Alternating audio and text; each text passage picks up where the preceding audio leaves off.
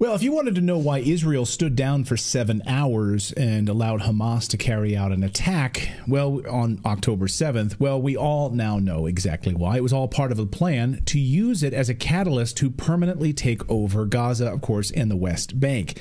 Yes, according to Israeli leaked documents, the plan is to ethnically cleanse Gaza of all Palestinians, steal all of the land, of course, steal the minerals, steal the trillions of dollars of natural gas and other minerals off the coast, build new hotels and resorts in Gaza. After all, if you're well studied and educated, of course, you know that Israel and the United States created and funded Hamas, well documented.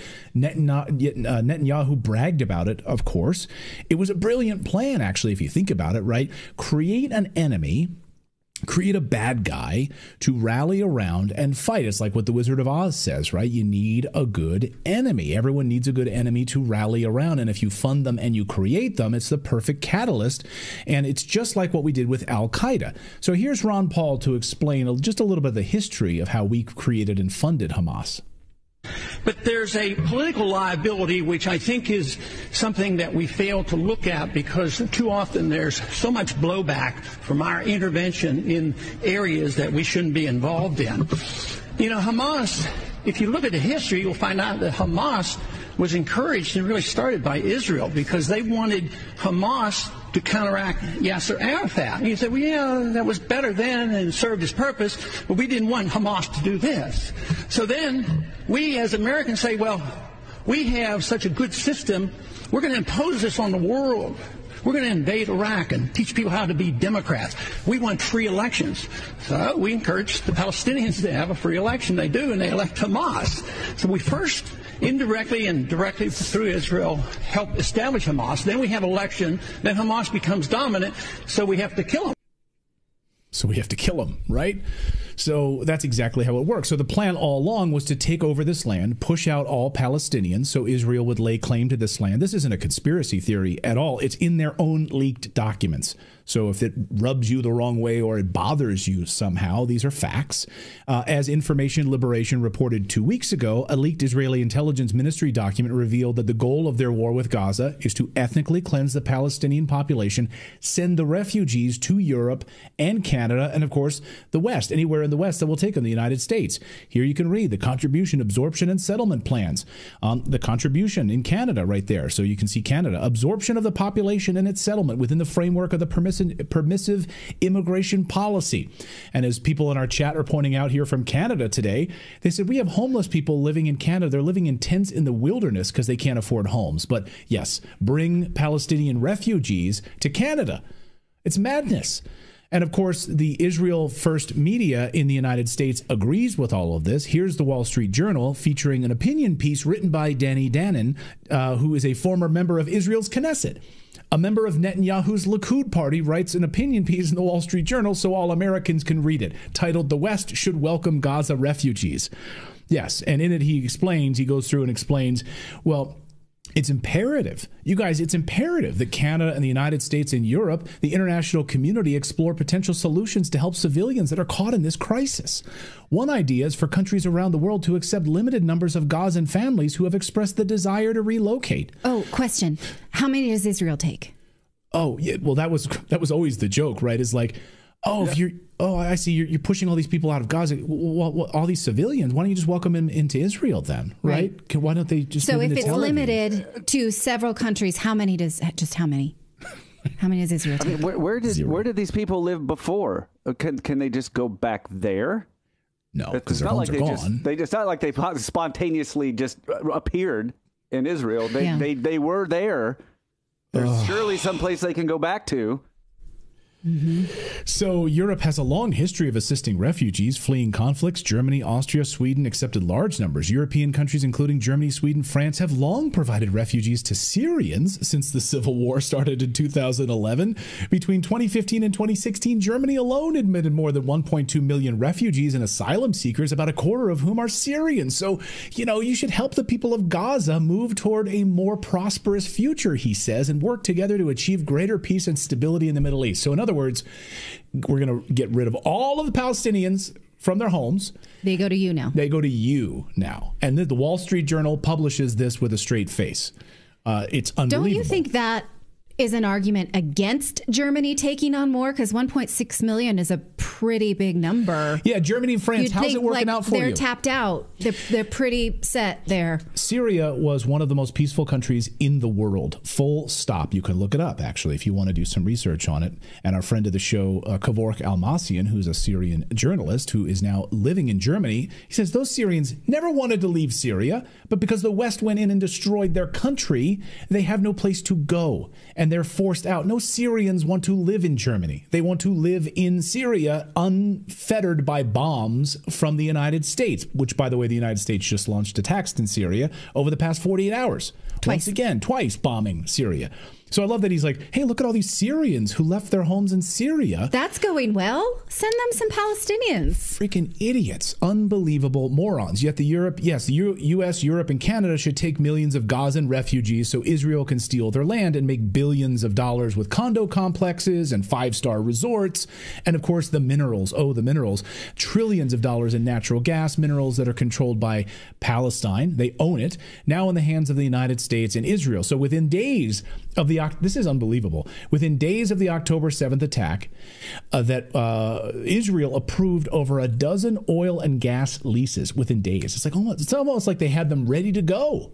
It's almost like they had them ready to go and planned so that they could go in right under Gaza and take all of these minerals and natural gas. The thing is, you know how Ukrainians had this like celebrity status when the war began with Russia, and every country was opening their arms and giving Ukrainians fast visas, anything they wanted, houses, anything, right? But we don't see that movement for the Palestinians for fear that it could piss off the Israelis. And so they're saying take them, but do not celebrate them.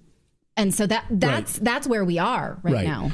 Yeah, and label. It's not sexy to take a Gazan. Also, it's an admission. It's an admission by former Mossad head and former member of the Knesset that in fact these people are civilians. And they're not Hamas, as you're painting them to be, that, yes, Hamas is still there. And they're not going anywhere, by the way. So you can do everything you want and build condos above them because they're going to come out and, this is not going to end well for them. But anyway, it's an admission that these are civilians that are being killed and displaced. But they haven't really wanted to admit that to this point. They're all Hamas, is what we've heard from them, right? So these minerals just happen to be there. It's amazing, right? These minerals just happen to be under Gaza. That's an incredible coincidence. Imagine the luck of the Israelis. They're having to spend a lot of money to import natural gas and oil for years. And then the surprise attack happens on October 7th. And, and it was unbelievable. And now they'll get to access all of those resources. It's almost like too good to be true, right? I don't believe in any coincidences, but it's amazing. And so as Alex Jones has repeatedly reported, how the Israeli government sat back for 7 hours and allowed the attack to unfold. And we know that they knew about it well ahead of time. So that's documented. Dan Cohen has also documented that. He has a full documentary where you can see video footage of that as well on Uncaptured Media. Yeah. So again, that's unbelievable. These 12 licenses for oil and gas exploration have been approved by Tel Aviv, allocated to 6 domestic and foreign enterprises within the maritime territories of Palestine. So, of course, they've already approved that. Ram Ben Barak, a former deputy director of Mossad, says there are 2.5 million Gazans. Let's distribute them all over the world. אז אם כל עזה היא פליטים, אז בואו נפזר אותם בעולם. בואו נפזר אותם בעולם. יש שם 2.5 מיליון אנשים. כל מדינה תקלוט 20,000 איש. 100 מדינות. זה הומני, זה מתבקש. הם פליטים ממילא. עדיף להיות פליט בקנדה מאשר פליט בעזה. אפשר, אם העולם באמת רוצה לפתור את הבעיה הזאת, יכול לפתור אותה. אגב, That's how you solve the Palestinian problem. Ship 2.5 million of them, 25,000 of them to 100 different countries. How many of you are just open up all of your resources in your country. That's how we solve their problem. Okay, exactly. And of course, as Dan Cohen reported on our show a few weeks ago, the former head of the CIA, David Petraeus, is right there making a lot of money off of this, by the way. David Petraeus, right? Behind a large portion of his plan to rebuild Gaza using concentration camps for the Palestinians that remain there. So they'll put them in buildings where they'll be under 24-hour surveillance. They'll have to go through guard gates, and it will all be funded. And David Petraeus is going to make a lot of money off of this. But don't worry, David Petraeus says, oh, you know what, these Palestinians, they'll feel like they're living in Boca Raton, Florida. It's going to be like living in a gated community. Watch. I believe there should be a vision for the future of the Palestinian people that is similar to the vision that we presented to the people of Iraq before we conducted the major operations that we did there during the surge.